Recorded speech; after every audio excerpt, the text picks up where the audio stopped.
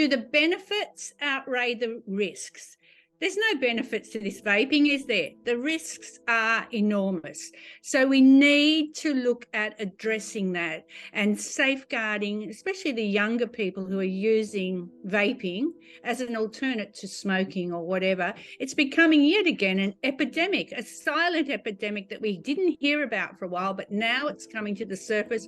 We're already hearing that convenience stores are selling vaping machines, like petrol stations are, we're hearing from South Australia. Like, this is criminal. But I do know that there are concerns about the vapes themselves and the addictiveness of that. And I know that because when I stand at train stations to talk to commuters, often some of them are vaping at that point in time. And so I've spoken to them about vaping as opposed to cigarette smoking. They find that there is no difference, that they are now addicted to vaping. It is currently illegal for vaping products to be sold in New South Wales and carries a fine. Even though it is banned to sell them in New South Wales, still, a lot of shop owners sell vape tension-free.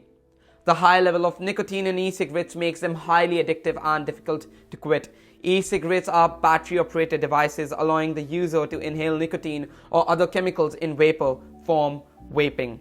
The international evidence is emerging of a possible link between the use of e-cigarettes and lung disease. The US Centers for Disease Control and Prevention, CDC, issued a health advisory to clinicals which reports over 200 cases of lung disease across multiple states in the patients with a history of recent e-cigarette use. The research work is conducted by the Australian health authorities, who are continuing to closely monitor developments regarding the matter.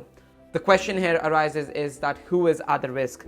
Anyone using e-cigarette products or who is exposed to e-cigarette emissions and or e-liquids is potentially at risk. What are these vapes doing with the lungs? Till now, no single substance or product has been consistently associated with illnesses. Although many patients have reported it, increasing evidence reinforces the need to maintain and strengthen the control where appropriate.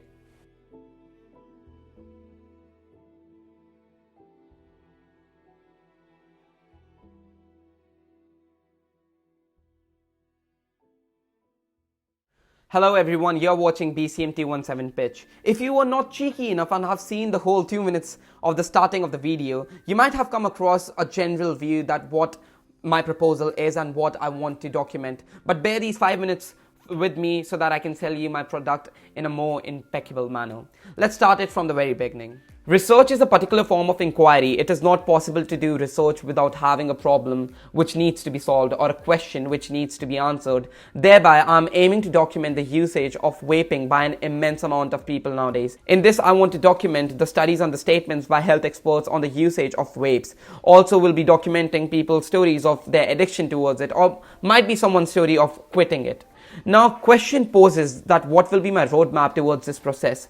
Well, I have divided into 5 simple steps. The first step is my documentary's purpose and target audience. Documentary film has undergone many significant changes since its inception, from the heavily staged romanticism movement of the 1920s to the propagandist tradition of government using film to persuade individuals to support national agendas in the 1960s and the historical documentaries in the 1980s. However, the recent upsurge in the popularity of documentary media combined with technological advances of the internet and computers have opened up a whole new set of opportunities for film to serve as both art and agent for social change. One such opportunity is in the creation of film-based social action campaigns. Over the past decade, filmmakers have taken a more active role in promoting social change. Thereby, I am taking this opportunity to produce good stories for the people of young age who are addicted towards vaping. Maybe through the means of my documentary, they are getting a motive to reduce the usage or at least quit it. This defines my very purpose of making this documentary. Third being the film location. The film location will be New South Wales. Maybe a few of you who are watching the pitch might be interested to be a part of this and want to do interviews or document issues related to vaping in your region. Thereby, mostly New South Wales areas near about will be the main target.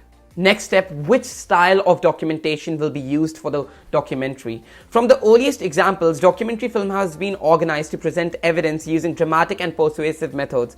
The most common of them is narrative visualization, which refers to a style of information presentation that constructs data visualization based stories using storytelling.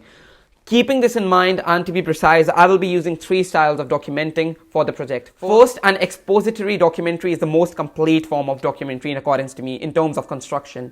Expository documentaries combine indexical evidence, the voice of God commentary, my favorite bit, and narrative storytelling and rhetorical proofs in a visual film composition that acts to simulate or explain a particular reality.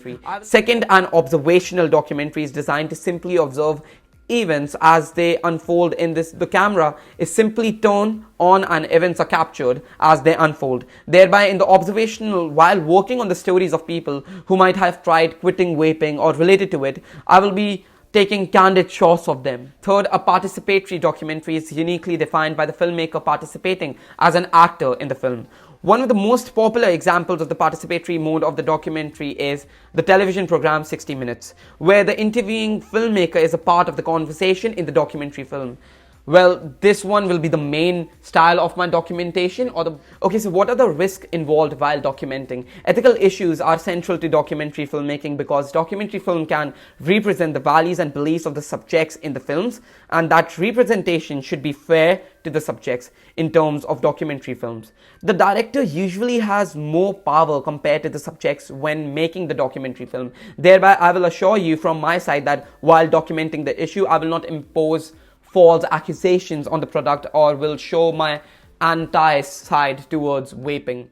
Okay, so in the end, obviously I can't force anyone to be a part of this project, but if you think that my roadmap, my points, and the most significant part, the cause, is contributing towards the society, then hold my hand and let's be together to find out the issue related to the vaping, or at least to know that is vaping a blessing or an evil for the society.